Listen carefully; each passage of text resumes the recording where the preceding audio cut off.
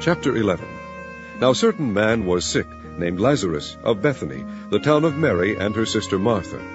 It was that Mary which anointed the Lord with ointment, and wiped his feet with her hair, whose brother Lazarus was sick. Therefore his sisters sent unto him, saying, Lord, behold, he whom thou lovest is sick.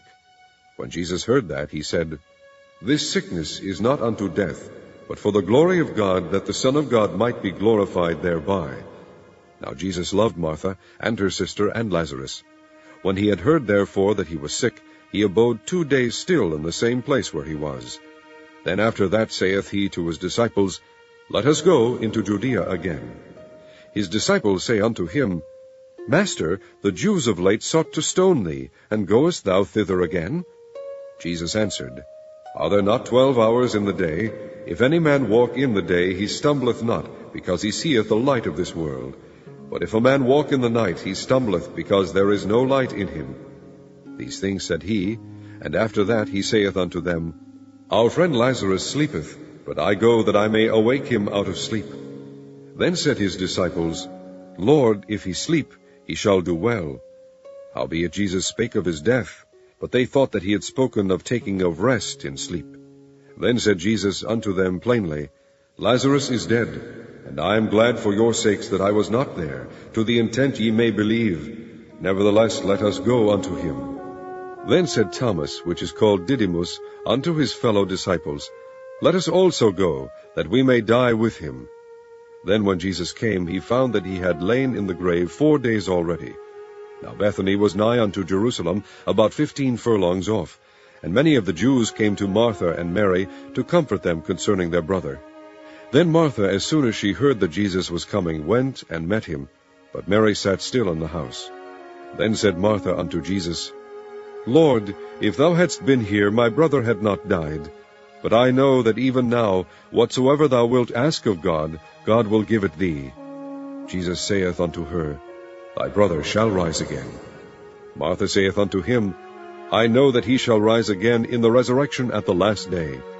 Jesus said unto her, I am the resurrection and the life.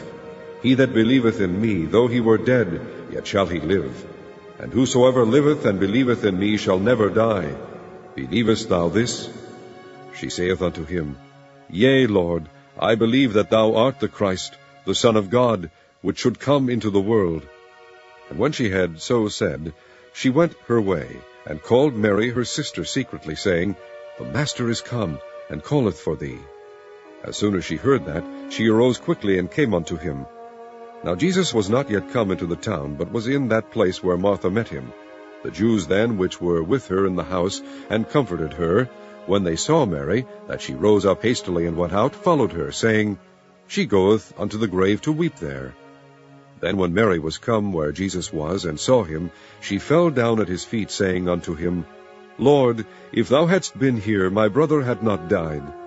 When Jesus therefore saw her weeping, and the Jews also weeping which came with her, he groaned in the spirit, and was troubled, and said, Where have ye laid him?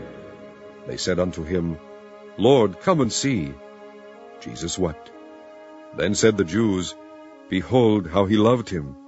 And some of them said, Could not this man which opened the eyes of the blind have caused that even this man should not have died? Jesus therefore, again groaning in himself, cometh to the grave.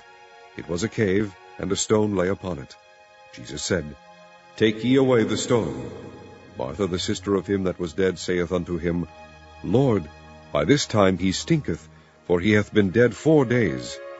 Jesus saith unto her, Said I not unto thee, that if thou wouldest believe, thou shouldest see the glory of God?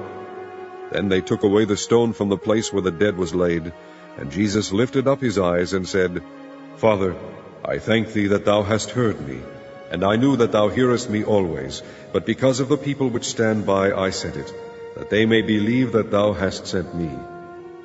And when he thus had spoken, he cried with a loud voice, Lazarus, come forth.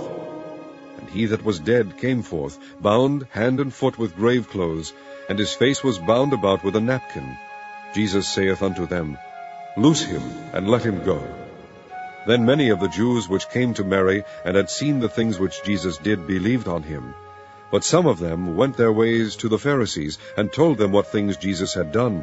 Then gathered the chief priests and the Pharisees a council, and said, What do we? For this man doeth many miracles. If we let him thus alone, all men will believe on him, and the Romans shall come and take away both our place and nation. And one of them, named Caiaphas, being the high priest that same year, said unto them, Ye know nothing at all, nor consider that it is expedient for us that one man should die for the people, and that the whole nation perish not. And this spake he not of himself, but being high priest that year, he prophesied that Jesus should die for that nation, and not for that nation only, but that also he should gather together in one the children of God that were scattered abroad. Then from that day forth they took counsel together for to put him to death. Jesus therefore walked no more openly among the Jews, but went thence unto a country near to the wilderness, into a city called Ephraim, and there continued with his disciples. And the Jews' Passover was nigh at hand. And many went out of the country up to Jerusalem before the Passover, to purify themselves. Then sought they for Jesus, and spake among themselves, as they stood in the temple, What think ye, that he will not come to the feast? Now both the chief priests and the Pharisees had given a commandment, that if any man knew where he were, he should shew it, that they might take him.